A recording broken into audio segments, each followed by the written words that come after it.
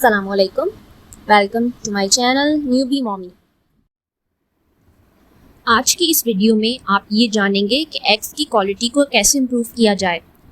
ये वीडियो उन ख़वातीन के लिए बहुत इम्पॉर्टेंट है जिनकी एज 30 से ज़्यादा हो गई है और कंसीव करना चाह रही हैं पर नहीं कर पा रही।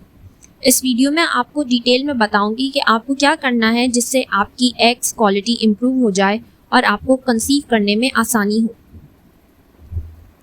क्या आप जानते हैं कि जब एक बच्ची पैदा होती है तब उसके अंदर 10 से 20 लाख एग्स मौजूद होते हैं, जिनमें से सिर्फ 300 से 500 मैच्योर होते हैं, जो उसके बालिग होने के बाद हर मंथ रिलीज़ होते हैं।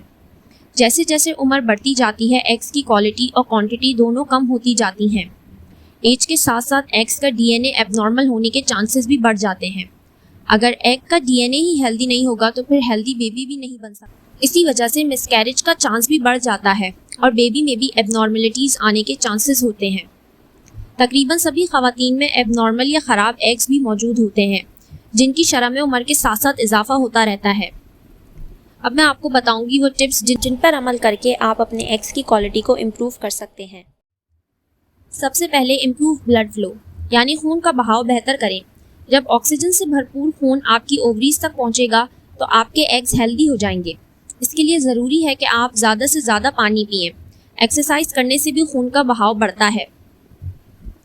हेल्दी डाइट, आपके एग्स की हेल्थ अच्छी होने के लिए जाहिर है आपकी हेल्थ भी अच्छी होनी चाहिए, और अच्छी हेल्थ तभी होती है जब आप हेल्दी डाइट लेते हैं। चीनी का इस्तेमाल जितना हो सके कम कर दें। हरे पत्तों वाली सब्जियां खाएं। अनाज जैसे गेहूँ, दालें, जौ वगैरह और ताज़े फल और सब्जियों का इस्तेमाल करें। प्रोटीन्स को भी अपनी ग़िज़ा में शामिल करें। प्रोटीन आपको अंडे, दाल, मेवाजात और बिना चर्बी के गोश्त से मिल जाएगा। फर्टिलिटी सप्लीमेंट, आपको फर्टिलिटी सप्लीमेंट्स भी लेने चाहिए जिनमें vitamin B12, zinc, fish oil और ओमेगा 3 शामिल हों। इनसे आपकी फर्टिलिटी बूस्ट होगी और प्रेग्नेंट होने के चांसेस में इजाफा होगा। स्ट्रेस, स्ट्रेस की वजह से प्रोलैक्टिन और कोर्टिसोल नामी हार्मोन्स पैदा होते हैं जो आपकी ओव्यूलेशन को मुतासिर करते हैं, जिससे एग बनने में भी मुश्किलात होती हैं। इसलिए अपने आप को स्ट्रेस फ्री रखें। कोई भी ऐसी एक्टिविटी में अपने आप को मशगूल रखें जिससे आपको सुकून मिलता हो। आप स्ट्रेस दूर करने के लिए योगा और मेडिटेशन भी कर सकते हैं।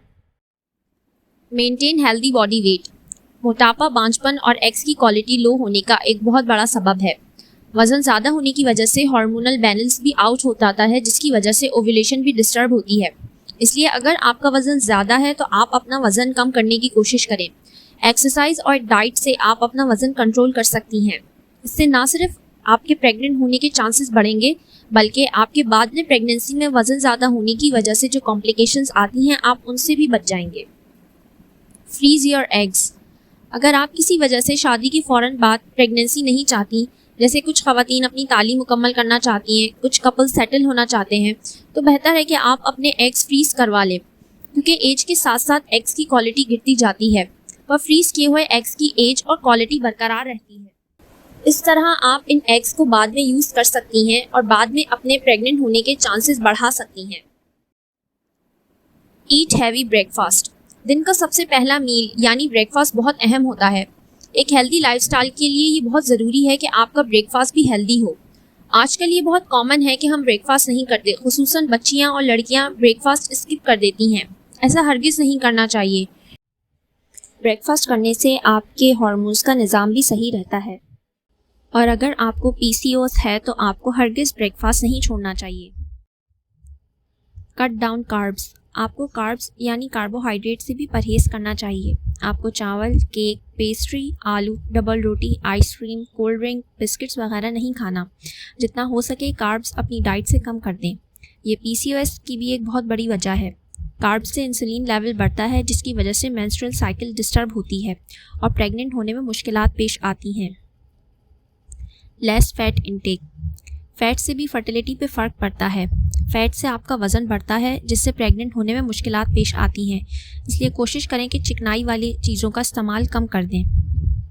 हैव रेस्ट, स्ट्रेस लेने से और ज़रूरत से ज़्यादा थकने से भी फर्टिलिटी पे असर पड़ता है।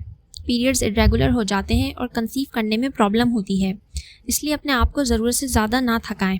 जब भी ज़रूरी समझें अपने आप को रेस्ट ज़रूर दें।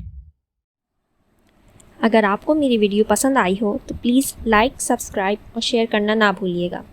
आप मुझे फेसबुक और इंस्टाग्राम पे भी फॉलो कर सकते हैं। Thank you.